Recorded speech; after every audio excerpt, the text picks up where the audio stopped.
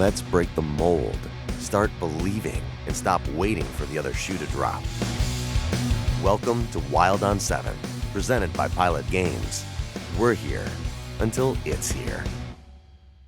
And welcome back. This is Wild on 7th, your favorite Wild podcast, as always presented by Pilot Games. And we started this podcast off to get fans to understand and to enjoy the ride and their value in the ride, and the fact that the outcome, they've got a big hand in that. And there should be a big hand patting everybody listening right now on the back if they're a fan of the Minnesota Wild, because the Wild, let's give, hey, producer Huss over there, let's give a little crowd noise, a little applause here. The Wild have made the playoffs. They clinched last night, but you know what? It's a little bit like kissing your sister, the way they made the playoffs. So they need 2 points against Vegas. They come home in what felt like a little playoff primer kind of simulation. You lose game one in Vegas. Can you rebound, come back, and at home win a game and change your fate? And the Wild get to a shootout. They've got the lead late. Vegas scores, get to a shootout. Yes, I understand there's no shootouts in the playoffs, but they get to a shootout. It was an exciting shootout too. Eriksson Ek with a dirty little move. 5 moves. Scores. Yeah, Freddie Gaudreau continued to be great. But they don't secure the final point. That point would have clinched, and they would have had great celebration on the ice. I'm sure a couple of pops in the locker room. Instead, they kiss their sister. They got to go in, watch the TV for a period, 30 minutes, and wait for Dallas to close out Nashville before they can celebrate. But nonetheless, the Wild are a playoff team. I didn't know you had a sister. One thing to think about is if you're backing into the playoffs, I've been noticing guys with huge trucks. They always park at the end of the lot and they 90-degree back in because they got a big rig, a big, strong rig that's ready for battle. Well, the Wild no longer have a big rig. Well, yeah, we do. Sunquist. So what are you trying to say? Okay. So, but I think we just backed into the playoffs 90-degree back in because we got the big truck with the Yosemite Sam mud flaps. We're ready to run over some people in the playoffs. So we had the 90-degree back in. Right? Don't you think? I like it. We're not driving a smart car. No. We're not driving a hybrid. We're not driving a Tesla with an iPad stuck on the dash.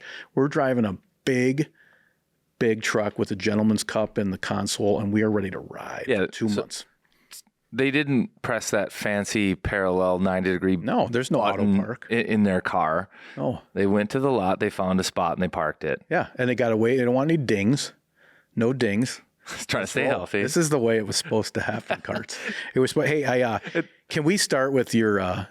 One of the things you do so well, and you've done it a couple times for the podcast, and sometimes for other people's podcasts. But the finding that kid behind the net last night on the broadcast. So I thought it was your daughter or someone from your White Bear hockey team. The fact that you saw this kid going crazy, taunting the goalie, the dad covering her mouth at one point, like she's probably like a sailor, or like I'm assuming she was doing Civ or You Suck or something. But I don't generally like bringing children to the playoffs, but I tell you what.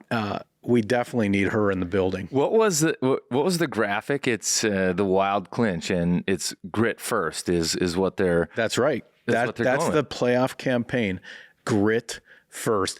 And if you need to put a soap in your 9-year-old daughter's mouth, I'm pretty sure she knows what grit first means. Yeah, so. And the podcast's all about that. Duke Cannon has a bar. We'll get you a gritty bar of soap. We should send him a bar of soap. I'm not sure what she was saying, but I support her, and great find by you. I mean, shout out to the guys in the truck. What a stud. What a stud she is.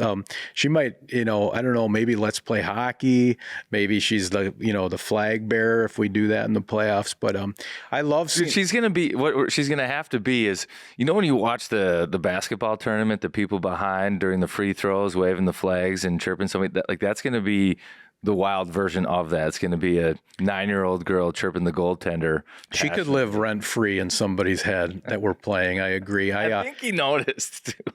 Was last night, to me, I wonder if you agree, as a real analyst, that was the most, by far the most playoff-like atmosphere I've ever seen this season.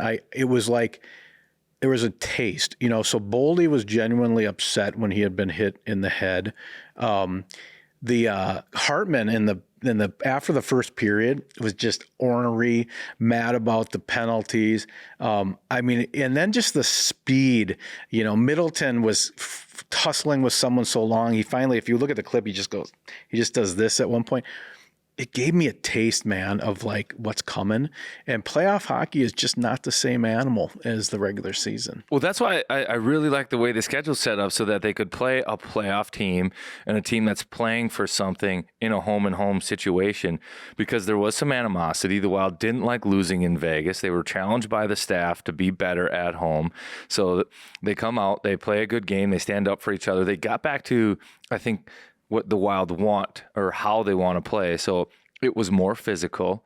It was a little bit faster. Like Ryan Reeves was very noticeable. The physicality was there. We almost had what we've all been waiting for, the wires of Eriksson Ek to touch. When Boldy got hit there from behind a little bit, Howden got him.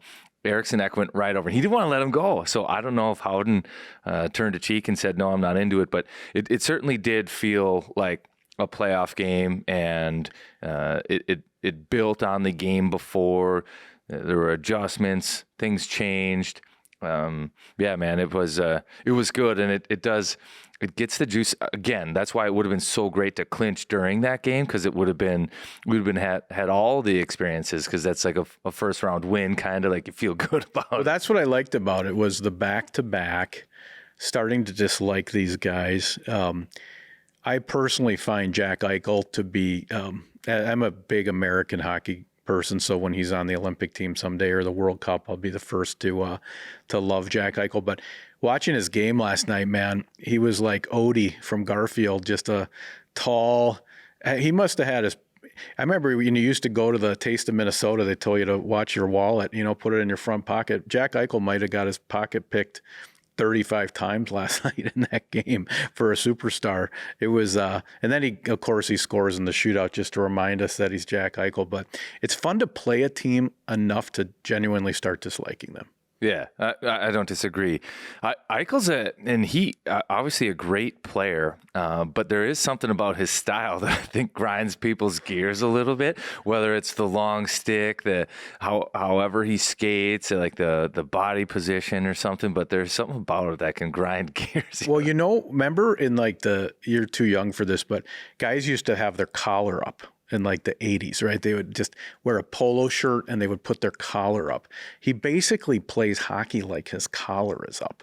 And so you kind of want to, it makes you want to kind of cross-check him, up high. But that team, I just love the taste of playoff hockey. And our guest today, Andy Ness, skating instructor, God, Duhaime, I don't know what he did with this guy when he was injured, but his straight line speed, he might be the fastest player on the Wild, no? Yeah. That's unbelievable. It looks like it's like they're doing the in-between period, the bowling where they shoot you with the rubber band into the big bowling pins. He is flying. Sam Steele looked like he was having an out-of-body experience last night, like someone else was controlling his RPMs. He's running into guys. Yeah, it wasn't even like he hit him. He like ran into him. It was like someone else had the joystick. That was Pietrangelo too. I know, a big boy. And then Hartman had a rush in maybe an OT where he just came screaming down by the bench. I loved seeing it. I love seeing that pace, man. We're getting to the time of year where you get to put a pillow over someone's face and wait for them to stop shaking. This is the good stuff. Yeah, Andy Ness has done a terrific job, and we'll get into that and how he gets these guys going and the skills that they work on. But Duhaime certainly, and he's electric. When he is going full speed, he's just flying. What I like about it, too, is that his game really hasn't changed. He was playing in a third-line role, doing a lot of the same things, and he somehow, because in Shaw, we'll get to the injury and how terribly unfortunate that is, Duhaime finds himself on the fourth line, but still plays the exact same way. That fourth line for the Wild was terrific last night. And that was all despite the fact, and listen to this, as dominant as they were and the plays that they made, Dewar still lost all of his faceoffs. 0 for 7 in the dot. So they're starting every single shift without the puck. But at the same time, they find a way to get out of their own zone. Nice little breakout, rush play, Duhaime with a ton of speed, and score. Duhaime's been great, but let's pivot real quick to Shaw, because how unfortunate is that, man? I feel like we should pour one out for Shaw, the Shawman.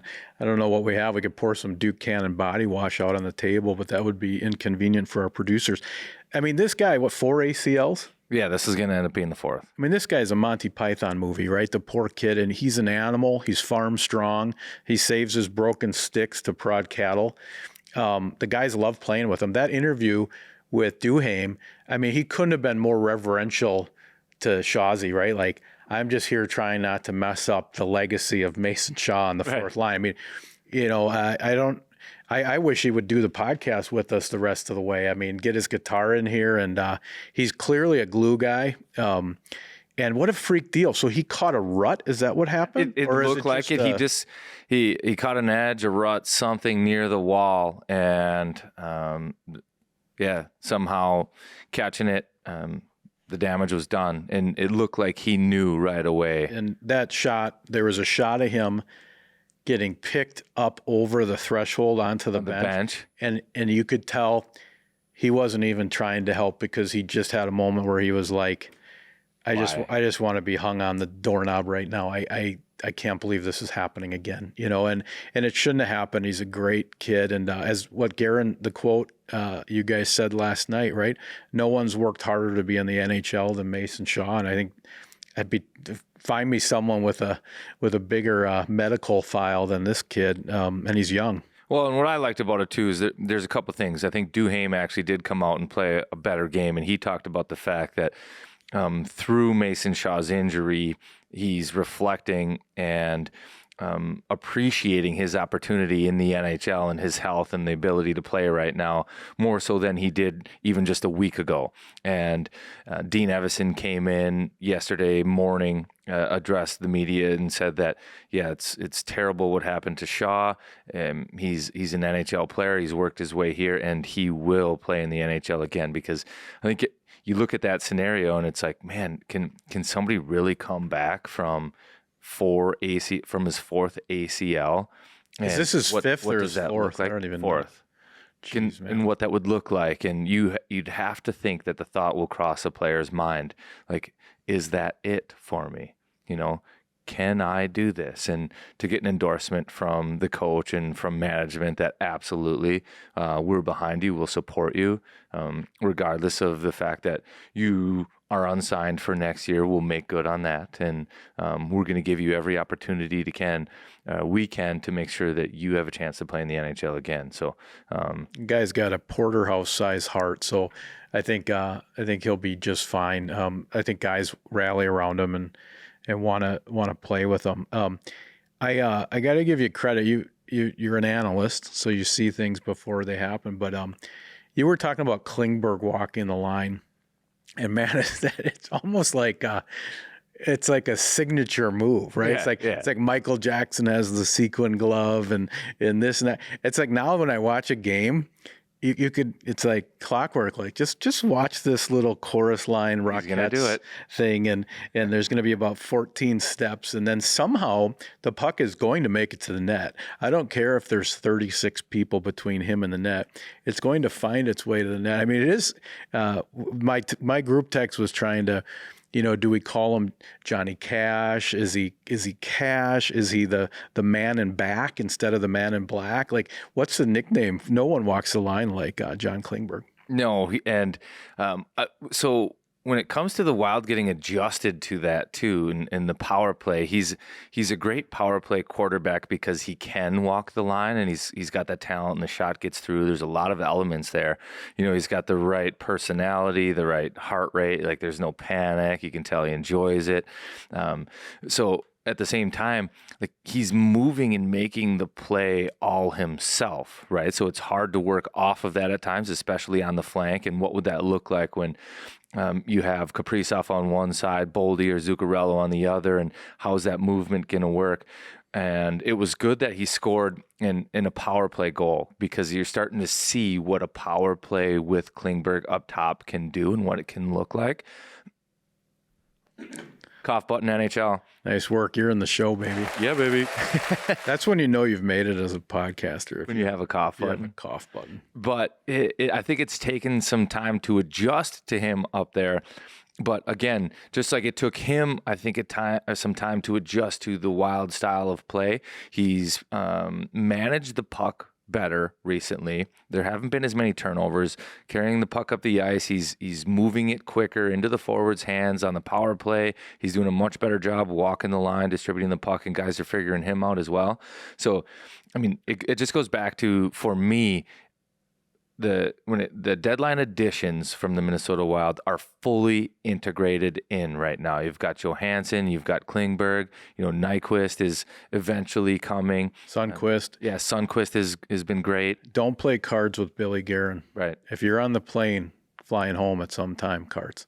Do not play cards with Billy G. Let's just go through the hands that he's dealt. Let's just Gustafsson. He trades Talbot. Well, he's Gustafsson. a used up 26-year-old goalie. He's no good. I'll take him off your hands. Yeah, I'll take him off your hands. Right. The guy's got the best save percentage, goals against in the West. On the course of the season, he's second only to the guy who they say is a shoo-in for the Vezina. It's actually unbelievable that Gustafsson's not even getting his name tied to that whatsoever. Best goaltender in the West, great numbers, continues to do it. He's not just, the sample size is large enough now. Yeah. Where he should be able to say, like, hey, this guy, it might be number 2 in the Vezina. And, I don't think I've heard that one bit. No, he's been great. And then Johansson, I mean, my goodness, he's the Boldy whisperer. It's like we got a Kevin Fiala off the scrap heap, basically, somehow with this Johansson, not to mention hundreds of playoff game experience, which is only going to help in the room as we make this push through the gauntlet. But Klingberg, the question I wonder for you is, it seems like on a power play, there can only be one alpha, right? The power play runs through one player. Now, so would it be safe to assume Klingberg is not on the power play with Kirill? Because it seems like Kirill runs the power play or everyone runs the power play when Kirill's on the ice, and you would maybe put Klingberg on the other unit, put Addison with, or is that, am I not thinking about that too much? I think you're on the right track. Because he seems like you got 2 killer units if you throw Klingberg on the second unit. Yeah, and let the 10-2 Mohawk machine go on the other unit, and Addison. It seems like I don't know what his current status is, but he seems so complimentary. You got like the Jackson 5 power play and then the Johnny Cash power play. Well, 100%. And we'll see, Kaprizov skating now, coming back, getting a chance to maybe jump into, who knows, 3 and maybe 4. I don't know how many games he's going to play or when he's going to be available, but a chance to play on the power play and figure those things out, because special teams, go back to the series with St. Louis last year, special teams might have been the difference in the series. The power play was nowhere near good enough. The penalty kill was too porous. And because of that, St. Louis ran away with it. If the Wild, and it will be a critical point for the Wild, making sure that they have the power play playing well going into the playoffs. So they're going to test these things out the last handful of games, and they're going to make sure that they have exactly what they want in those situations. But that said, one of those things that they know they want is the puck in Kaprizov's hands as much as possible.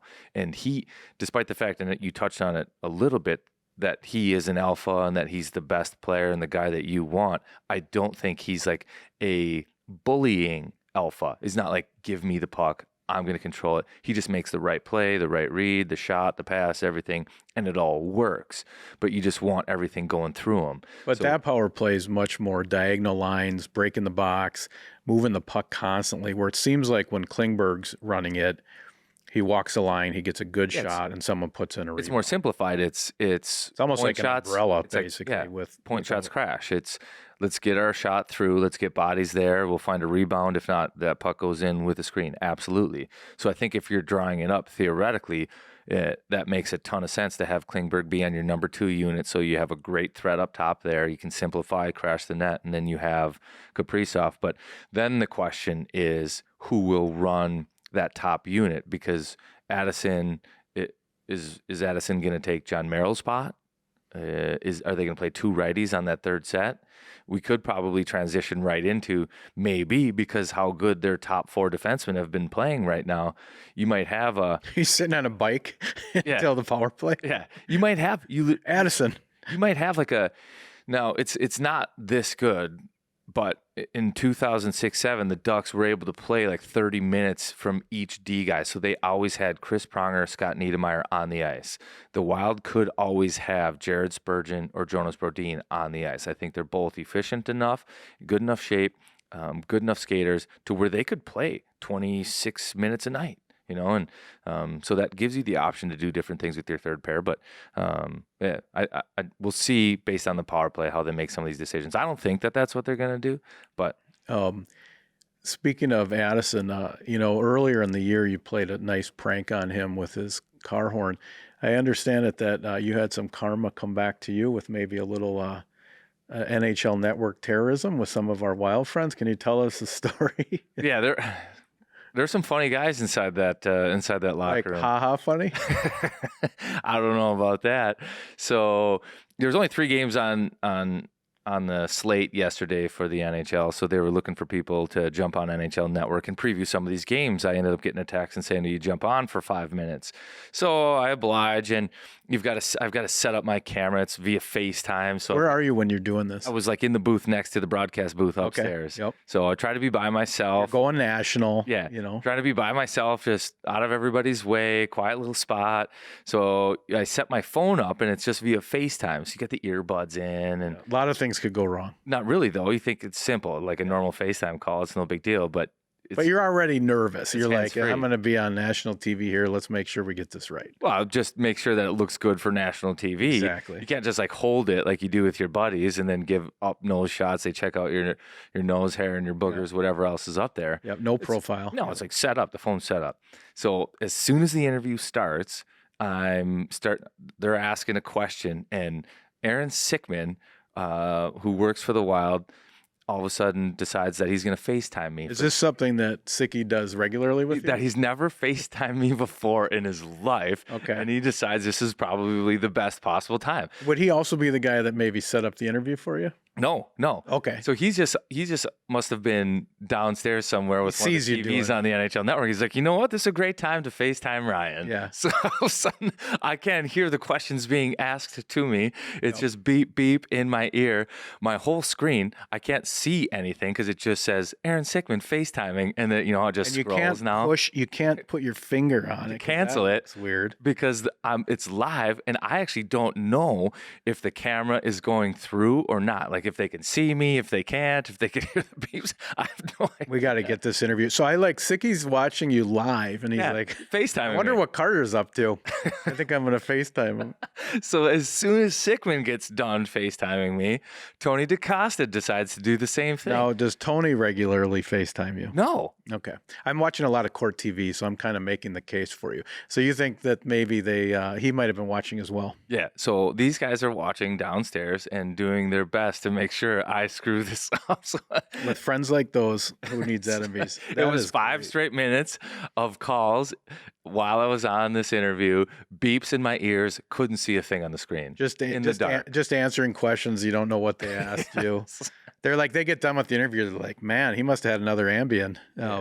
That's great. It was unfortunate too because I skipped dinner, but had I not skipped dinner for that interview, I probably would have had to try to find a nice, healthy, nutritious, tasty snack. Oh, wow. Well, if you need to do that, it's slaw season right now for Jimmy's. And a lot of people, sleep on the slaw. They forget, not like they don't literally sleep on it, but they make a burger or something. They're out on the grill and they just don't have anything with it. You got to get some slaw going. They got original, they got pineapple, they got fat free. And the biggest thing, Carts, is the contrast between like the warm burger and then the cool, crisp slaw. Good stuff, Minnesota company, 3rd generation. Jimmy's salad dressings and dips. Get yourself some slaw. Don't sleep on the slaw. Don't you be messing with my dressing. That was efficient. Can you be as efficient? Sometimes you go long with the ad reads. Really? Yeah, let's go. Is this like Okay, your assessment? let me get my clock up here. Let's try to be 30. Think about what you're going to say. Stopwatch, reset, go. Well, I don't know if you've looked outside, but spring is here right now. And, well, with spring comes warmer temperatures. So if you've got to check your AC unit, it won't be long before you're going to have to fire that bad boy up. But Connecticut, or I should say Aquarius Home Services, they're offering specials on AC tune-ups, repairs, and replacements. So whether you have an issue with yours, you want to check it out, it's been a long winter with the windows closed, you want to clean everything off, give these guys a call. They're earning the right to be recommended, and they're just a click away. AquariusHomeservices.com. Awesome. 30 seconds, 0.43. Professional. One rip. Nice job. I think it's, I think we have like 45, but. Do we now go to Mr. Ness or a little chit chat further? What would you like to do? Yeah, let's toss it to Ness, but let's set it up. So Kaprizov is, we were intrigued with how the process will go for him. Nobody really knows what the injury was. And I didn't know, for the fans at home, you're a player, but basically, if it's a lower body injury, the mysterious lower body, as far as we know, Kirill has a bad toenail. You're in the pool first, so kind of underwater treadmill, swimming pool. You advance to skating with Mr. Ness, who we're talking to. Ness clears you. You go into practice non-contact, and then eventually practice full contact, and then eventually you're on the ice. I mean, it's like it's a 5-ring circus to get back on the ice. And I think the most expedited part of it is from when they join the team to when they get a contact practice and in. That's like 2 days. And a lot of that is because of the work that Andy Ness does before that. So guys might be skating for, a week or two before they get a chance to be with the team. So Andy Ness, the skating and skills coach for the Wild, does a terrific job getting these guys not only rehabbed, ready to go, but in good skating shape, but also like with puck touches so that they're comfortable. And we saw it with Duhaime when he came back from injury. It was Thoroughbred. Yeah, thoroughbred, skating, unbelievable, backhand snipe, top shelf. Imagine what Kirill's going to look like back. And these guys come back with confidence too. Like Duhaime with the shot last game. So I think Andy Ness has been working with them for, probably at least a week. Have you seen him on the ice yet? Kirill was on the ice yesterday. You saw him? Yeah. How did he look? Good. He looked good. And from what Dean Evison talked about was that Kirill's been chomping at the bit to get back. And if you're reading between the lines, I think the Wild are totally prioritizing health right now and making sure that there is 0% chance or as near 0% chance as possible in terms of a setback when he comes back to play. They want to make sure he's entirely healthy. I like that. Kind of keep him in the stable. He's like the horse that's going crazy at the start of the race. Let me out. Yeah, I think they're deliberately doing that. Like, let's just keep him pent up. Yeah, like he's open the gate. Open the gate. Like the game before the playoffs and just let him rip. I think so. But yeah, I learned a lot. He's a cool guy, and I think he's a critical part. His family has a legacy in the state for sure, teaching lots of people to skate. But this interview is sponsored by Duke Cannon. If your hair is a weapon or you wish it was, check out Duke Cannon. You can find it at Target or DukeCannon.com. Maybe pick up some serious flow. This is Andy Ness, skating coach for the Minnesota Wild. Excited to have you. Welcome to the pod. Thanks for having me. Yeah, I love that too, because you just got off the ice and you do smell fresh. You take a shower down there, nice little workout, some Duke Cannon products. So, and the hair's looking nice too. Thank you. My daughter and her team has given me a lot of grief because they say it matches my outfit. My hair's getting a lot more gray. A little salt and pepper. So, and I don't know why, but it just is. Distinguished. Yeah, it's distinguished. They say the gray hair comes with wisdom, and maybe it's all the or just absolute chaos at my house right now. So that could be it too. Yeah, lots of skating wisdom. So let's get into it. So your mother's Diane Ness, and she's pretty well known around the state as a power skating coach. When did she get started?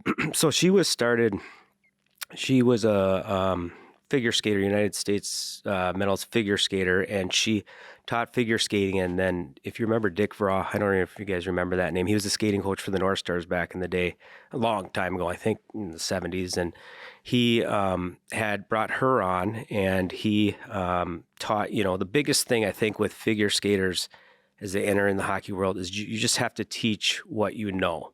So make sure what do figure skaters know. They know edges, they know balance, they know body positions. What do speed skaters know? They know power, they know explosiveness, they know strides. Teach to what you know. You don't have to get out of the realm of your competence, I think. And so that's what he told her, and she taught, and there was a niche for it. And, the thing was, when she started, it was quite different the way she was treated. I remember being young, going to the rink. I would go to the rink always with her, and it was treated quite a lot differently than it is accepted now. And she just kept persevering and going through it. And she kind of, paved their own road. And I think that's why she had the success that she did, was because she didn't let anything bug her. She just kept doing what she knew, she taught it, and just kind of kept working her way up. And that's, kind of how I was born into the skating world, because I had no other choice but to follow her, go with. That was my babysitter. It was like, you're on the ice, and it was for hours on end I'd be on the ice. So a lot different now, like where you can't leave your kid alone for more than 5 minutes. I was at Minnetonka Ice Arena for hours on end, like under bleachers, everywhere. And then I'd go on the ice, and but that's just kind of how I grew up too. So she'd leave you with $1, and you'd get a couple of those. Remember the old hot chocolate machines where you throw 50 cents in? Oh yeah. They had like the poker cards on them. Poker cards on the cup, and they had bubble hockey there. They actually had, back in the day, they had batting cages behind. It was the old Minnetonka Ice Arena. I remember it well, behind the stands.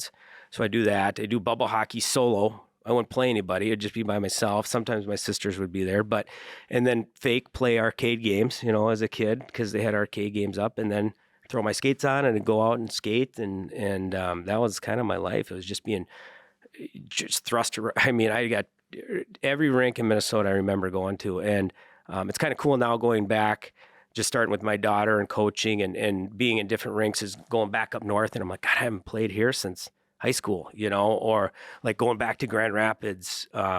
It was really cool. We did a tournament up there. It was really cool. I'm like, I haven't played here since I played at Hill Murray. We played Grand Rapids there every fall right after tryouts. We'd go up there, and I'm like, it still looks the same almost, but that was cool. So I got dragged around a lot. She, she made her way, and I learned from her, and I learned just all the way on up. We did so many different, we did figure skating symposiums, we did speed skating symposiums, we worked for the 2010 Olympic team. So everything we did was always, we did it, we learned, we did it, we learned, we did it, we learned. And that's kind of how we kept progressing. So, and you touched on it a little bit, because it is, when I go to the rink and I watch the figure skaters skate, I still am impressed with like how good they are on their edges, the balance that's there. And then I think about playing hockey, and it's like, I don't have that. How can they do that? Right. So how did you grow up learning, and your mom bridge that gap, going from this is how a figure skater does it to this is how it translates to hockey? And I think that's the big thing, is making sure, if you are figure skating, teaching hockey, you don't have to worry about the puck. You don't have to worry about, just focus on what you do, which is edges and balance, and stick to what you know. And I think that's super important, because with anything, and it's what I do here. I don't do face-offs. I don't teach Ryan Reeves how to fight. I stick with my niche, and I know my wheelhouse, and that's what I do. So this is a good segue into what you actually do, because it would suck skating with your mother, because you wouldn't, and I did, you don't get a lot of pucks. You're just out there for an hour, and there's like pucks in the corner, and you're just hoping to touch one. And nope, throw that puck away. We're just going to skate. And it helps. Yeah. But was that what it was like for you growing up, or? Yeah. It was, and she, she's worked with Blatherwick too. So you remember it was like overspeed, then overload. So overspeed was, it was basically sprints, getting your feet moving fast. And then overload was technique skating. We added a weight vest. So now you got 30 pounds on your back, working just low center of gravity, working technique. So it was a full, it was a lot of work. And you remember it too. I think you were yeah, you were solo a few of those times too, which makes it, and that's for these guys, what people got to understand is they're either solo or, a couple of guys, or even we'll get to small groups. It's a ton more reps, more work than a team practice. So how did the crossover happen, right? So was it this guy at the North Stars that was this progressive guy that just connected the dots like a Reese's peanut butter cup and had the figure skating coach come in? Or did your mom bulldog her way into that world? I know that what happened that this became a thing? Because I remember even when my kids were growing up, seeing your flyers in Highland Arena. Yeah. It was a known thing as you entered into the hockey world. There's this woman and her family, and they can teach you how to skate the right way. So how did that happen? For her, she just kept, she said, she goes, I worked with C. Bantams, so she worked from the ground up. And her big thing was she worked, if you remember, 1991 Hill Murray team. She was their skating coach, and that was a team that they won it that year. They actually beat Duluth East in the championship, and that was a team that she had worked quite a bit. Every Monday was a designated skating day, and that was kind of their MO, was their skating and their speed. And so that from there, I remember I was a peewee at the time, and then she did the camps, Pro Edge Power. She did the camps, and then we did, it's just hour after hour after hour after hour, endless hours. So she would work. We would go, actually, funny enough, she brought me up to Duluth. So Duluth East, Mike Randolph hired her up there to do some stuff. So we go up to Duluth, and then I'd help her. I wouldn't help her at that time. I was too young, but I would just kind of follow around and get to be on the ice with some big time players. So that was fun.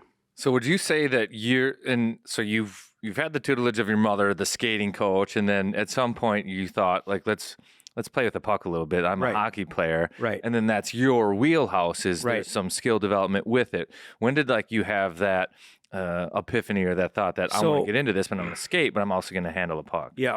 So when when I started with the skating piece, we did, we implemented the pucks, and we did, with the private lessons and things like that. And how the big thing for me is, we did a lot of skill development. We worked with Zach at Shattuck, and I learned so much going there. That Shattuck team, I think over half their team played in the NHL. They're absolutely loaded. And I saw just a completely different way of how the game was played and how those guys approached the game and how they played the game. And I learned so much there. And so I picked up so much skill development going there, because we would skate them, and then I would watch, and then they had, Ben Eves and Patrick Eves and Murray. So they had NHL coaches there running them. And so I would watch that, and I would pick up from there, and I would do a lot of the stuff still to this day that I do is I watch a game, I watch how the way each player is different, what are their strengths, and then I tailor the session around that. And so within the puck work, we'll do the skating piece, but then add a puck to it as well. And again, all the lessons that I do, it's, when we do the rehab, it's, yes, we're rehabbing the injury, but then I'm also making sure, like, a Brandon Newham lesson isn't the same as Kirill Kaprizov lesson. Right. Completely different players. So I go to all the home games, so I know every player, what they can and can't do. And then I'll make sure to tailor the lesson around what their sweet spot is, what kind of player they are. So, and that's a big part of your gig, is and Dean Evison talks about it all the time in his press conferences when he gets asked, like, when's Brodin coming back? When is Duhaime coming back? And then there's a progression where it's, okay, they're healing, right? They're working out, now they're skating. Yep. And then eventually it's a handoff between skating and skating with the team. Correct. And then they're in the lineup. Exactly. So you get them from healing, training, to the first time they're on the skates. Yeah. And that's probably my most fun part about the job that I do, is probably the rehab stuff, because every day they get better. There's been some really bad first days, and it's just me and, we'll have a couple of trainers on the bench, but whoever it is on the ice, and they're, it's I always have to say, you just got to see the forest of the trees. You got to see the big picture, because you're going to get better each day, whether it's their skating doesn't feel good, their conditioning is bad, hands go, it's like the hands, the feet, the lungs, all of that go. And so some of the first days, like, pucks are blowing up everywhere. There's been some guys that are getting frustrated, and I just make sure that they understand, like, hey, each day is going to get better. And it does, it's so fun, because you can see it. they can feel it, they know, and that's how confidence, grows, is that they start to feel it, they start to get better. We give them a lot of touches, whether it's skating, pucks, ton of shots, ton of reps. Like today, we got the ice, as long as we want. So we can work. I'll do the rehab, I'll do the session, and then I always leave them time after, say, what do you want to do? How it's your session. This is for you. What do you want to do? And how long you have each guy in terms of days in a row, that's really not up to you. That's kind of up to the player. Correct. Based on how fast they feel. Well, it's up to like the training trainers. Staff. Everybody works together. And that's what's cool about the job too, is everybody has their part. Everybody just does their job. John Worley and the strength trainers, and Matt and Trey, and we all just do our job, and we all collaborate together, and then we work from there. And then each injury is different. So maybe some durations we've had shorter durations, 20 minutes, 30 minutes first skate, and then you can go all the way up. And then there's some guys that won't get off the ice, and you're an hour and a half in, you're like, we got to get out of here. It's been too much. But so each skater is different. Each injury is different. But it's really cool that not only can you help, making sure that you get the player back from injury, but help them gain confidence and get the touches that they need. So when they do get back to practice, they're ready to go. So you just got done with Brodeen. He had missed 12 in a row. Just a random question. Is there, could you get the guy to sweat? Could you get him tired? He's very efficient. It's crazy how efficient, and Spurgey's the same way. And a lot of these guys, well, X resting heart rate is that of like a world-class cyclist. It's unbelievable. But what people have to understand, like you're saying with Brodeen, it's the skating efficiency, and it's also the recovery. So like if he goes out, there's guys will get tired, they'll do a shift, but it's after the shift, it'll like his heart rate, you can see, will just drop right back down, and then he's ready to go again. And so how we do that in the summer, and like what you've been with us in the summer before, is that you'll do a sprint, and early in the summer, you're just not as in good shape, but then we'll talk to you, and we can tell, like, if you're out of breath, we're not ready to start the next sprint. So once you're able, we can kind of tell that you're able to start again, then it's ready to go. We have heart rate monitors here and different things like that, so you can tell. But yeah, Broads and Spurge, they recover so quick, and it's always like, that's why the sessions are so fun, because we can get such a good pace going, and they can do, we get it within a 45 to an hour minute work, we can get like 3 hours of work in. Sure. Do you do face wash drills where do you get a bunch of different types of gloves and then just kind of get in there and teach him how to roll off of those and release and not get into his nostrils? Every time he comes back to the bench, his helmet sideways, or it's in his face or something. It's just, it's hilarious. And, he's just like this. Yeah. Most of the Swedes are. They're just so, just level. And he doesn't say much. He just goes. It's just like, he just goes, and there's one word answers when you ask him questions, and that's about it. So. Can we do a hypothetical, just a scenario? Let's imagine somebody got hurt like March 8th, like a good player, a strong skater, 3 to 4 week timeline. What kind of process would you go through with someone like that was injured? Like, how do you know when the handoff, how do you give clearance back to the team, like, he's good? Is that a player that says, hey, man, I feel like myself, I'm 100%, or I'm 80%, but I'm ready to come back? Or how do you know when somebody's clear? Well, that's mostly the medical doctors that they can do the scans and different. It depends on the injury, but yeah, to your point, a lot of it. I'm joking about the timeline. Yeah, but the players do come back. They know, and we know, and they can always say, and that's why I always ask, how does this feel? I always want information, feedback from them too. But it's pretty clear eventually when they do get back to that point of when they are ready. And then, as they're cleared and everything. And then that depends too, when they get back to practice, is it non-contact? Are they back at practice where they're not getting hit?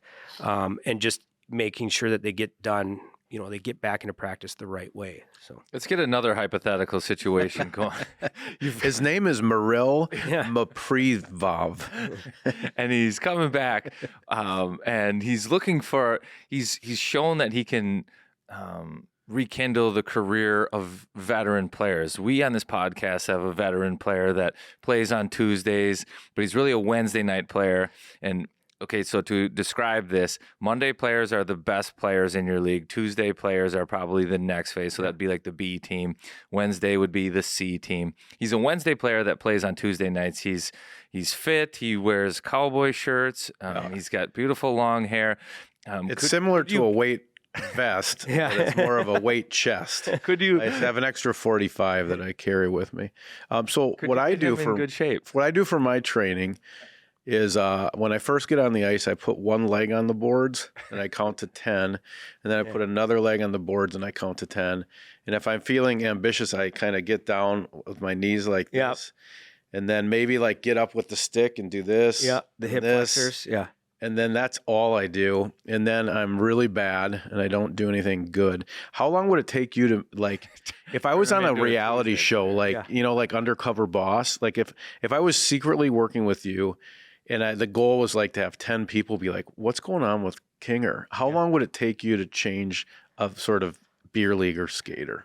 Let's do it. We got open ice out here. We can do it. We can try it. I mean, I'll skate with Kirill. Speaking of heart rate monitor, let's get one on John right now. He's nervous. He's like, I didn't really want to have. I would need full gear because to even learn like crossovers and some of the stuff I never learned. I don't. If I'm going to be falling down, I want bicep pads. I want to feel really comfortable as I push myself. But yeah, I would love to like actually be good. Do you need a bicep to have a bicep pad, or could you just wear a bicep? No. I've never heard of the bicep pads. That's called. That's a football pad. Legitimately, how long do you think it would take a 45-year-old dude to just like get better at skating? Would he make big strides in just like a month? Yeah, I think so. Yeah, you should offer that service. Dudes would pay for that 1,000%. Yeah, if you called it fantasy, call it like skating. better power beer league or power beer power. But can you imagine like? In an hour, we'd probably only get 10 reps in, because like the recovery would. But then the next week you'd get 11. Yeah, that's true. So it might be a slower process, but you can't like Whitey. Andrew, he keeps telling me, I want to do some lessons. And he never, I don't know, he never follows through. And I'm like, well, we got ice available. Let's go. And then something always comes up. So I'm like, well, I'll go with Whitey. There is demand. There is demand for it. But now I'm curious too. So you're a skills coach. You've got the skating component. You're great with pucks, and guys come out. I mean, we can look at the last game. Duhane comes back from injury, skating well. His hands feel good, and all of a sudden he snaps a backhand far side. Unbelievable. So you've got the skill part, and these guys get the touches, and all of it comes together. What do you find is if you were talking to a parent of a kid that's just learning the game of hockey and they're saying, where should I focus my energy in terms of skill development for the kid? What do you find to be the most important skill in today's game? Well, I think, that's a good question because I do think you just have to be able to skate. It's like throwing a kid in the pool and then playing water polo. It can't swim. It's like we want kids to and we want them to touch the puck. We want them to play the actual game and everything, but it just makes it so much easier when you have a foundation to work with. So especially as you start to get older, if we get them a foundation, if they can start with some good technique and good habits, then we can build off of that. And it's the same thing at this level. Once they're skating and their skills are good, then you can do all these extra stuff. But we get squirt parents wanting them to do a spinorama, forehand back. It's like, well, you can't catch a backhand pass yet. So we have to get, I think, the skating foundation and then just the basic foundation. I still think passing is just absolutely huge. It's a lost art for whatever reason. I don't know. Kids are more interested, and I get it. It's fun, but they're more interested in trying the Michigan move and to catch a backhand pass. Like puck blows up all over the place. I mean, you go to youth hockey games and you see wings, the puck comes, hits their stick, explodes off their stick, and it's like, just the fundamentals. Just get the fundamentals. Catch pucks. Catch them cleanly. Move the puck. Keep the puck flat. Like, get your head up. Skate. You skate with the puck. Don't just slap it around. I mean, just basic things. And then we can start doing extra things. I'm not saying don't have fun with the extra stuff, but the important thing, like Brodeen makes a good first pass break, like every time. It's like he's elusive. He makes that first pass break. Oh, don't forget about the fundamental things. I had like an epiphany because I didn't start working on my skating seriously until I was a pro, and it was like almost a little bit too late. And it was need-based, like, oh my gosh, everybody skates so well. Like, Right. This play is so important, and I blew a tire on that stop all because like my weight was wrong, or Right. I had a bad like body angle or something. Yep. So I learned this stuff a little too late, and I feel like an old fart when I tell the kids now, like, hey, you should spend most time working on skating. Yeah. Because the game has all of a sudden turned into a skating game. It has, yeah. Where you're not like to combat skating, you used to be physical, Right. or skilled Right. in certain things. Right now, you can't be that. So No. you have to be able to skate well enough to get to that loose puck first, to Yeah. get up into the play, Right. to be able to chase and do these things. So And just keep up with the pace. I mean, Yeah. it's just flat out. There's times even you'll see you know at development camp or younger guys, and you're like, a 3-on-2 goes, and this guy can't keep up with the pace. It's like, well, like where do you go from here? You know, because it's up and down the ice, and like I watch Spurgey be, you know, when he jumps in and he'll join in the rush, and then he'll be the first one back. And it's like that's how you got to play. You know, you have to be able to keep up, not only in loose puck areas like you're talking about quickness wise, but getting up and down the ice efficiently as well. So I'm wondering, is there a prototype skating wise? Because like when I watch games with guys, they'll be, you know, Minnesotans, you know, they'll complain because somebody skates with their bent over at their waist, or there's like a aesthetic, right? Like this guy's a great skater, this guy skates a little unorthodox. But I've always wondered, does that really matter, right? Because like say like Boldy skates a little different, right? But he's very fast. So I watched him yesterday in that game, and he took off away from people. But if you look at him classically, he wouldn't be the guy in the Iron Giant. Like, here's the perfect skater. You're 100% right. And that's so is that overrated? This sort of like, well, the Spurgeon and Brodin maybe skate perfectly, but I'm just curious your take on that, because I hear a lot of people whining about stuff like that. So that's exactly the guy I was thinking of. So because he doesn't look like the classic Dylan Larkin or McDavid or Eichel, where that's the guy that we kind of think of as the best skater. Everybody's built different. Everybody has different, whether it's skating, everybody's got different skills skating skills where they're good at or they're not good at. And Boldy, I call him a functional skater because you're right. He doesn't look pretty, but functionally, like in the corners, his feet are great. Like he's able to slide. It's almost like he slides through. Now he can handle the puck. His hands are unbelievable. Like, you know, when he moves, he's able to control the puck, his feet are great through there, but he looks, first of all, his feet are giant. And they're kind of turned out. They're turned out at times. But he has, you know, just from being with him from development, I've been with him quite a bit, but development camp, but he has huge feet, but he skates, he's got straight line speed too. But you're right, he's a bit hunched over. But there's certain things, again, if we handpicked every one of the wild guys, I could tell, you know, we could say, a couple things this that well. improve. He does this well. Yeah. He does well. But he could do this better. He could do this better. He could do this better. But so is everybody's got things that they could do better too. Yeah, I find Boldy like straight line speed. He has like a quickness to his game. He does, too, that helps him be elusive. And the other thing, he's very elusive. And the other thing is you just got to see guys that have an extra gear too. Do you know what I mean? Like they're racing for a puck, and all of a sudden they just find a way. They get an extra gear, and they able to separate. He did it yesterday. He ran away from that. On that two breakaways, right? Yep. But the guy's right on him when they start, and he just. Yep. And we have guys in Iowa too, and that's the thing. We, you know, going to Iowa, it's like he's, you know, there's certain things he does this really well. He does this really well, but there's just one or two things. It's like that's what's going to put him over the hump. And I think, like with the Boldy thing, I think getting that extra gear, having that ability to, you see it even with Zuki. I know people complain that. Of Zuki not being a great skater, but he can find extra gears. Yeah, he's actually fast when he wants to be. Exactly. If he turns that puck over and there's a breakaway the other way, he's going to catch him. And his hips are really good, and there's things that he does well. Are there things he doesn't do well? Sure, but the things that he does well, he uses in his game. Yeah. You know, so Who's the most extraordinary skater? A couple of them you've been around. Like if you were in some power camp trying to, you know, knock someone out you with could have the a hardest demo drills. guy. The hardest drills. Like who are a couple? Well, I think of the most elite? powerful, like positional wise and like explosive, like powerful wise, you'd agree probably Ryan McDonough. Like just he's so low and he's so each push he does it really well. I haven't had him in a couple of years. I haven't. I don't know if he stayed down in Tampa and then he got traded, and so I haven't seen him in a couple of years. But yeah, he's very powerful. And he was a kid. There you go. One of the first teams that I had, an '89 team, as they were squirts, actually mites, and he was the kid that played multiple sports, and he was probably one of the weaker players, and he just kept getting better and better and better.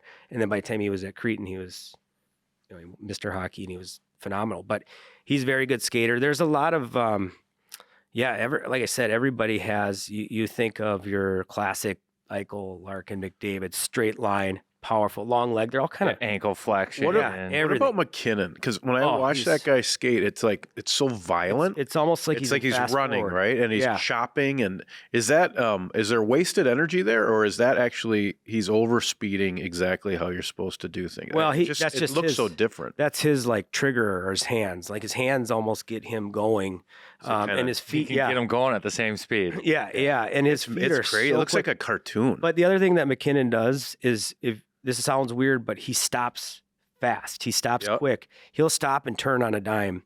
He'll go full speed. He'll stop, and it's unbelievable. Sometimes when you stop that fast, like it's almost like you slide a little bit. He just stops, and then he's going the other way. Yeah. So his quickness, his agility too, like side to side, his lateral movement, and those turn. Like he'll move, he'll stop, turn on a dime, and he'll be going the other way. But it's funny, you watch him, and everything's going so fast. He's just so quick. He's quick. A lot of people can't get the hands and stuff going at the same rate as their feet, or vice versa. The hands can go faster than the feet, and things break up. That's actually a skill in and of itself, is having your hands and your feet it's unbelievable. Go at different pace and figuring out the game and being able to read it and adapt at that level. Yeah, and that's hard too when you work guys privately. It's like, well, you're not Nathan McKinnon. Less is more with the hands. Like use your feet, use your legs, use what you do well. But the more that you stick handle, some guys do, like, the more chance you're going to lose it, or you end up slowing down, or it's just unnecessary, What makes Kirill a good skater? He's really similar to Crosby, I think. It's not exactly alike, but he's very similar where his hips open, he's low center of gravity, so hard to knock off the puck. Have you ever pushed Crosby? You went against him. Well, so one time I thought I had him in a battle, and I was like, yes, I got him right where I want him. And then he actually had me right where he wanted me. He was low, strong, spun off of it. Next thing you know, the puck's in the back of the net. I was like, this guy is good. Yeah. Turns out he's good. Turns out he's a real deal. Very similar to, like, he's so strong on the puck, and it's that base. Like, they both have such a good base. And Kirill, again, the funny thing is with Kirill, when you look at him, you don't think he's going to be good on his edges just by looking at him, because he just isn't shaped that way. But man, he'll cut, the high slot, and he'll just hold like his inside edge, and it looks like everybody's standing still and he's still moving. Right. And then his hips are so good. And then he's sneaky fast too. So how are you? So he's coming back from injury. You get your hands on him. Is it just slowly get that stuff going? Like, he's a great skater. What is the rehab going to be for that? So we'll rehab the injury first. The injury. I love hockey. Yeah. Well, whatever's going on with him from the waist down, we'll work on that. We'll rehab that first, and then we'll build off of that. And then again, I'll build it off of his skill set. Yeah. Because, he came in early this year, which was awesome. When he came over from Russia, he got in early August. So you had some time with him in the summer. Correct. Yeah. So, and he didn't have any troubles getting here, did he? So he's great to work with. Like, it's the same thing. It's like the session, all of a sudden, who's ever on the ice with him, everything just goes up a notch. I've equated that dude to like the Matrix. Like you can plug into him, and then you can just download the information you have and then instantly use it right there on the ice. Right. Yeah. And so it's fun because we did, when we started getting more guys back, we were able to do some small games, and that was when Sammy Walker got traded here. And then he came, and first session, he was against Kirill, and he's like, "What?" He goes, "Andy, what are you doing to me?" He's like, "Why am I?" He goes, "I go, yeah, Kirill's pretty good." He goes, "Yeah, I got a front row seat to it." He's just turning him into a blender. I mean, what a way to start your first session with the Wild. But the practices always get up a notch when he's out, and he just competes so hard. It's mid-August, 3-on-3, and he's just battling. Do you have a chart? So he comes back, right? Do you know that when he's done this drill at full strength, this is how he performs in the drill? And so when you're working him back, are you kind of looking and going, okay, he's seems to be at 70, 80% with his skating? Because, normally when he does this, it takes him 25 seconds, and now it's taking him 30 seconds. Is that how you track that stuff? Is it? Well, you can tell, and then it's also how they feel too. And then with the lower body stuff, you can, especially this one, you're going to be able to tell like his power, his explosiveness. How is he able to push? Like, is he able to push as he always is able to push, and he'll be able to feel it too. Guys always know, they know their bodies well, so they can tell you, excuse me, how he's feeling. So who are some of the biggest characters on the team? Like, cause you're in this world of like, you probably deal with some grumpy, goofy, like these guys are out of their normal element. And so you who are just some personalities on this year's Wild team that just make you laugh when you're one-on-one with them. Like, it's always entertaining. Jake Middleton first. He was over early too, which was awesome, but he's really good. He just is, there's guys that are just so humble and easygoing. And so there's a lot of guys, and the Swedes on the team, like we were talking, a lot of them are just so even keel. It's unbelievable. They have no pulse. It's probably why they're such good defensemen, a lot of them, because they have no pulse. It's hard to explain. They don't get too high. They don't get too low. Everything's the same. But it's a unique dynamic because, Carts, like a lot of these guys have, they'll have kids, and they have young guys that they're in an apartment, they have no kids, no nothing. And so you put them all together, and it's a pretty interesting dynamic. So you had one thing about change in practice maybe. Well, yeah. So I'll let you get out of here. So in terms of like the number one skating skill, like, so you've got the Michigan move for kids with the hands and the things they want to turn on. Right. What would be like a skating skill that kids you think would be important to learn or valuable? I think,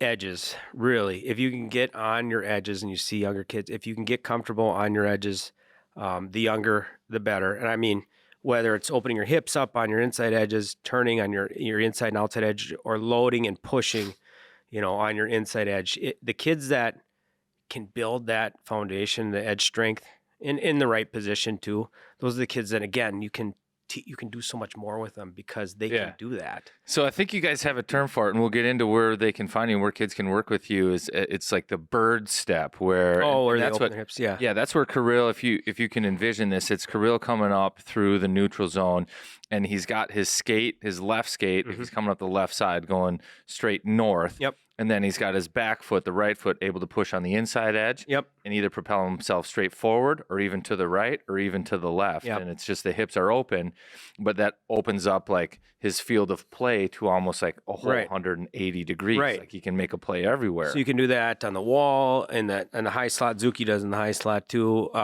Behind the net, he did it behind the net against LA, wrap around. He did it against New Jersey on the wall, fake, went to the net, scored. So it allows you to face when you don't open your hips, you can face the whole play. If your hips are closed, you can only face, one side or the other. So that's why it's so important to be able to do. So you work with kids all the time, and you've got Pro Edge Power. Tell us about that and where they can find you there, and what you guys offer. So we do, camps. We're out of Highland Tree here, Braemar mostly, and we do mostly. We've kind of narrowed it down now to a lot of small groups, so not a lot of bigger camps. Even if we do a bigger group, we always split into smaller groups. And then we hit the fundamentals, and then as the group goes, we'll build off of that as they can handle it. So we'll hit edges, balance, power turns, crossovers, back crossovers, back turns, transitions, mohawks, stride, starts. So when you start breaking it down to skill, it's like there's a lot to cover in a small amount of time, you know, and you only have so much time with these kids. So it's like every minute is super valuable. That's why as soon as they step on the ice, we'll start right away, and we go right to the end. And it's just like and the instructors know too. It's like we try to get them moving at a good pace so they can get some repetition in. And I think it's a huge endorsement when you have guys that you trained come back and want to help coach with you guys, which you have a great crew that helps you. I think Chris Porter, who used to play for the Wild. You've got Gino Geyer. Yeah. You've got some of the guys that have been with you for a long time. Yeah, Butch Cable and AJ. Troy. Adam. So and again, Troy and everybody has their niche. AJ, he works with younger kids. He's especially, he works with he's phenomenal with younger kids. The games and the things, the energy he brings to younger kids. And again, everybody does, has a thing that they do well, and that's what we want to see them do. And if they're interested in finding some skating for themselves, whether they're 45 years old and 50 years old and they want to be a Tuesday player versus a Wednesday player, or if they've got young kids, proedgepower.com. And correct. Yeah. And they can just email me on there as well. Right now, the spring and summer and fall stuff are full, but just email me, and then I can at least, when we do open other stuff, I can send you. Yeah, small groups and other stuff. And the last point I wanted to talk about was, because I see the guys come back from injury, and they always seem to be skating and feel so good. Like, do you think that the NHL, and I think that NHL is different than the NFL, and that the NFL has like 15, maybe even more coaches, and it's specialized to where they'll have like a receiver coach, a quarterback coach, an O-line coach, a tight end coach, and then they might practice differently because of that. I see the players come back from injury and from skating with you to a point where they're skating maybe better than they were before the injury. Right. And is that, like, could coaches consider like a different style of practice where they have small groups throughout the year and focus on skating, and maybe lump groups together where you might have similar players with similar skill sets go work on things? Yeah. And I think that's, to your point, like with football, the positional groups. So you'll see a coach with 4 guys. I think, with hockey, I think generally everywhere, like, I mean, at the end of the day, there's 2 nets on the ice. So if we're doing a drill with the forwards, there's 12 forwards in the corner. You're going 1 or 2 reps, every 5 minutes. Like, we want touches. We want to make sure that we are able to handle the puck, touch the puck, shoot. I mean, if you want to get better as shooting, you have to shoot. You have to get reps in. I remember White Bear Sports Center. I did lessons, and somebody was above me hammering pucks away. It was you, like 8 a.m. on a Sunday, hammering pucks. But that's what it takes. You have to get reps in. And I think even at a pro level, you still have to get your work in. It's not, a lot of the skill stuff too, isn't exhausting. You can get your touches in and things like that without not being afraid of overtaxing yourself as well. So I think that has evolved a little bit.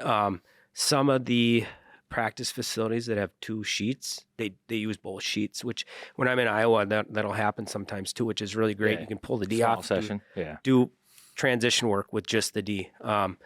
But again, getting the reps, getting the work that they need to get in is really, really important. Cool. Well, I appreciate the time. Good luck down the stretch. Make sure you take care of 97. I think everybody's excited to have him back out there, and looking forward to it. So appreciate it, man. Thanks for having me. Thanks for being here. Thank you. All right. Well, shout out and thanks to Andy Ness for joining the podcast. Some interesting things to talk about there in terms of skating, the value of that skill in the game right now, getting guys back to full health, Kaprizov, and what Andy Ness will likely do to get him up to speed and ready into the Wild lineup. But it'll be nice when Kaprizov gets back. I'm pretty sure that there have been some sleepless nights. Well, for you'd like the Thoroughbred to be released right now, and you want to see what everything's like. I'm sure you're nervous that he can get up to speed or be ready to go by game 1. But if you had sleepless nights for any other reason, perhaps like sleep apnea, what would you do? Well, I'm hoping we win the Central and play Seattle, so I would be sleepless till Seattle. But if I was struggling with sleep apnea and I wanted to put it to bed once and for all, I would visit mygemsleep.com/wild. If your partner or you are restless, crabby in the morning, not sleeping well, you probably are one of the 30 million people with sleep apnea. Only about 5 million even know it. So don't be a zombie. They'll take everything care of it for you. They make it basically like a Uber for sleep apnea. So reach out to mygemsleep.com, get more energy, have better relationships, and improve your health.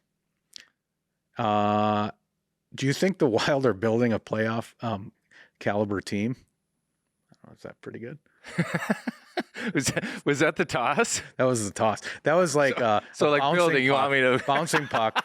You want me to segue behind you? You want me to segue from building? I thought you were the other hand. Yeah, that's about right though. They've built a playoff team. Now it's time to put the icing on the top, and that would be the roof. And despite the fact that it seems every time I open the weather app and it calls for more snow, spring is around the corner, and as soon as that snow melts, roofing season begins.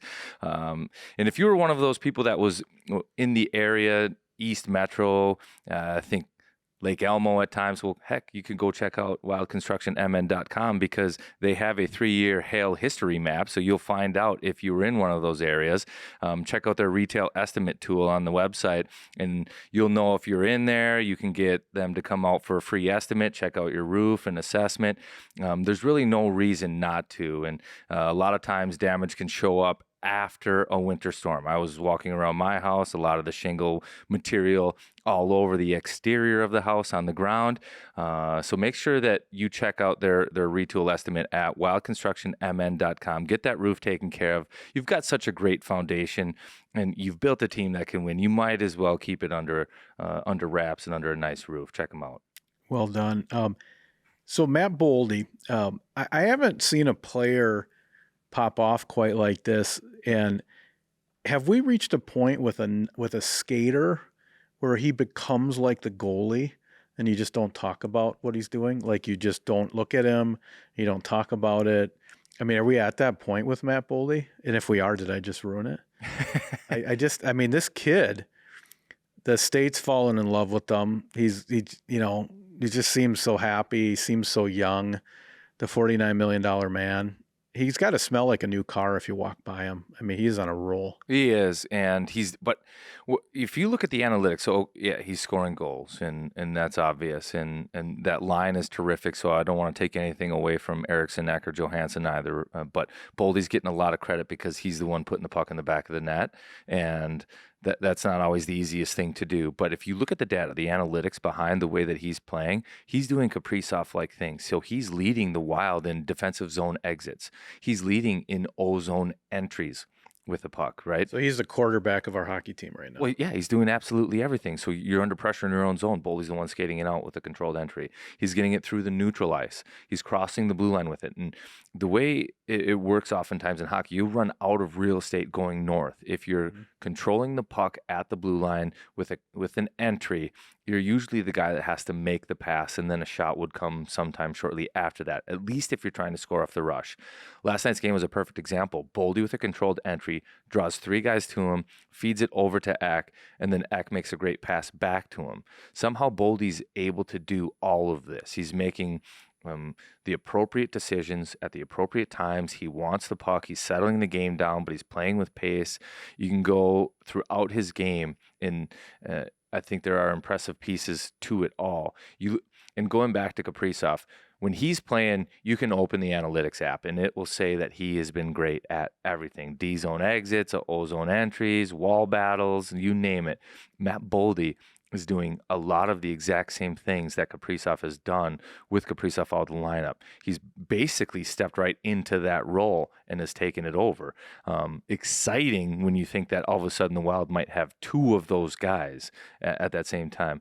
And I touched on it in the broadcast because I think Kaprizov being out of the lineup cleared the runway for Boldy to take a step forward, so to speak. And he has, but it hasn't been. Now, overtime is different because now Boldy is getting a bigger chance in overtime to do some of these things. But 5-on-5, the minutes are the same. Power play, he's still in the top unit. Nothing has changed for Boldy except for maybe a couple more offensive zone starts. So he's doing it the exact same way he would have had Kaprizov been in the lineup. It's not because there's more opportunity with Kaprizov gone. And that's probably what's the most encouraging part if you're a Wild fan going into the playoffs right now, is that you do legitimately have 2 guys.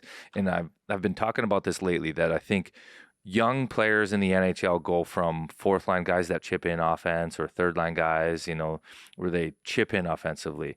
Then they're a complementary piece offensively. So you're complementing a guy like Kaprizov, you're complementing the stars. And then if they're really good, they become a driver of offense. So you're talking about some of the best players in the NHL, Connor McDavid, Austin Matthews, Sidney Crosby. But you can go to other teams and they're over. It's Huberdeau, or you could go down to Florida, it'd be Barkov, but they're McKinnon, Rantanen. There's certain guys that drive offense with their play. And Boldy, I think, throughout this year has had a foot in both categories. At times he can drive offense, but at times he looks like a guy that can complement offense.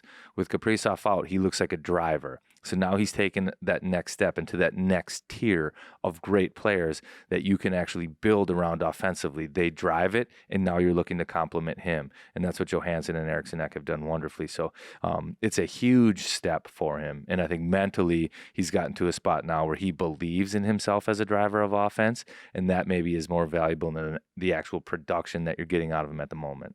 Yeah, and it seems like we should be able to name that line. Remember when we used to try to do that? There's something about Bojo and Jubo Joe, or I don't. It seems like there's some. I'm picturing a banjo or a hobo. I don't know, but there's something about Bojo, Jobo. These two guys playing off each other, and it has been electric. And I think you're right. Some of these other guys like Eck, and I mean, there's a lot of. It's really the three of them making the magic, and Boldy is filling the net. Hey, how important do you think winning the Central is? And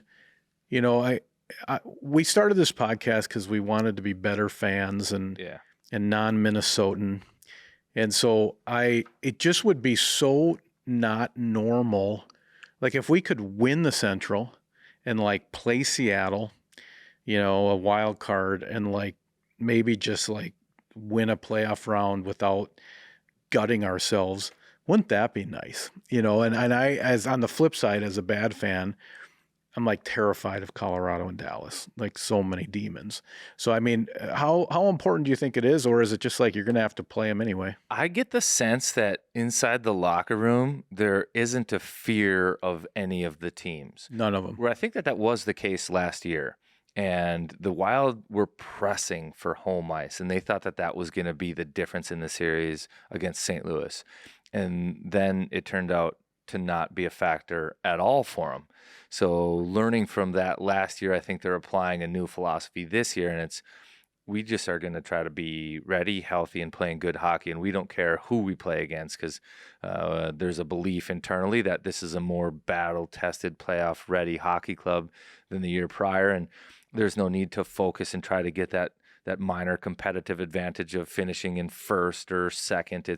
It's making sure that they're the best possible team they can be health-wise, play-wise. It's not about them, it's about us. Right. Yep. And I like that. And that I think that is the narrative. And down the stretch, they will not be chasing. Now, they will be looking to win the division and win as many games as possible, but I don't think that will be their singular focus. So if it makes more sense to rest a guy, I think that they would do that. And if it makes more sense to play everybody, they would do that too. What do you got there? What did you dig out of your backpack? Well, so this is just what we're looking at down the stretch in terms of matchups for everybody else. So if you're trying to manufacture or find out your path or the Wild's path to it, they've got games 6 left, 4 against 5 left, 3 against non-playoff teams, St. Louis, Chicago, and Nashville, 2 against playoff teams, Pittsburgh and Winnipeg. Dallas seems to have the easiest path to winning it. No playoff, except for one maybe? They've got one. They play Vegas, but Dallas has Philly, Detroit, and then a home and home against St. Louis at the very end of the year to end it. And Colorado, who's been playing really good hockey, probably has the hardest road there, but they start off the next 2 against San Jose, both in San Jose, and then they go Kings, Anaheim, and then home to Edmonton, Winnipeg, and then their final game of the year is against Nashville. It is a weird time of year, though, isn't it? Because even when you're playing these kind of the Bedard teams, that are way out of it, they inevitably have some 23-year-old with bright white teeth up from the American League, and they're scoring. I mean, it's like it's these it's like if you were playing beer league, this is the young guy that skates with you once. And I mean, we saw it against Philadelphia. Vegas had a few of these guys fill in the net, and it's like these players that come in. It's a very unpredictable time of year, because even if you're playing a Philly or some team that's in theory has nothing to play for, they're throwing these kids into the lineup, and you can't handicap it. Well, and no, you can't, because what those kids end up doing is playing for their lives. Yeah. So you have guys that are like this guy's already in the playoffs mentally. You know? And the young kids are like, this might be my only chance. You've got this young vigor. I have to make a name for myself. And at times you'll even have veteran guys fighting, thinking this could be my last chance to make a statement to this club in a contract year or something different. So as much as some of these teams look like it might be easy to get through for the Wild, like Nashville, Chicago, St. Louis, like look at St. Louis right now. They've got guys that are legitimately fighting for jobs. Management at the deadline said, everybody, you're on call. Do you think we get St. Louis Roman numeral 2 on Saturday night? Do you think that we have a continuation from the WrestleMania? Don't you game? think that I'm so curious to see who they play in net. Well, that's But again, a bad if you're the idea Wild, for the Wild. That's what I'm saying. probably. If you're the Wild, Like, no, you don't want it. We don't want to, jump off the top ropes in a meaningless game at the end of the year. But what do you expect? Kind of a nothing game or a nothing burger, or do you think it is WrestleMania 2? Well, I don't think. Like, if you think of the players on the ice, I don't think it was that contentious. It was really something between the two goaltenders that sparked that whole thing, and Bennington alone. So, Hartman Bennington, I think. I'm guessing St. Louis isn't going to do the Wild any favors and say, we'll just keep Bennington out of this game. No. So I think anything could happen for sure, but the Wild have to be smart, and I'm sure a conversation will be had. It's like, hey, you're more valuable to us healthy or on the ice. Hartsey, we need you to take the high road here. He's like, okay, we'll see how this goes. Yeah, so Saturday night might be interesting. Yeah, it'll be interesting for sure. How about Eck almost getting in a fight? What would be the level of irony if Eriksson Ek finally got into a fight, stopping someone else from getting face washed? It's like I don't even. It's like so meta. It makes my head hurt. Like, because he knows what it feels like to get face washed. If there's anybody, like, chivalry is not dead. Like, Eriksson Ek might actually drop the gloves, because who was getting face washed when he jumped in? Boldy or? Well, Boldy got hit from behind after a no-call ice, and that's when he jumped in. But then Ecker didn't let anybody go, and it would have been amazing. amazing. Scrum kind of started. Yeah, for sure. Enough. You can face wash me. You can't face wash him. But everybody on the Wild, I think, is waiting for Eck to snap, because who's going to happen? Who are we talking to? It'll happen in the playoffs. The guests we're like, how come Eriksson Ek never has his wires touched? And they're like, if he does, he'll snap somebody in half. Yeah, he might have like a shiv or something. Be afraid. That was a moment for sure. I was surprised by. Right on. Well, couple games left. You got Pittsburgh, St. Louis. The one that's circled for me is Winnipeg. That's the playoff team after back-to-back against Chicago. But anything can happen down the stretch. Wild tied for first right now. I think Dallas with the tiebreaker, so that's where it's at. Interesting week for sure coming up. Masters week, so we'll have one eye on golf and one eye on the Minnesota Wild. But we're here Till it's here. Peace.